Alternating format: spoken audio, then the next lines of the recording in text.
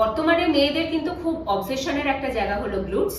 তো glutes training করার জন্য শুধুমাত্র যে জিমেই যেতে হবে এমন কিন্তু কোনো ব্যাপার নেই, আপনারা বাড়িতে থেকেও গ্লুটস এক্সারসাইজ করতে পারেন। তার জন্য 4টে এক্সারসাইজ আপনারা করুন, জাস্ট আপনার বিজি শিডিউল থেকে 10 থেকে 15 মিনিট টাইম বের করুন। অ্যান্ড সেই 4টে এক্সারসাইজ হচ্ছে, ফার্স্ট সুমো স্কোয়াট,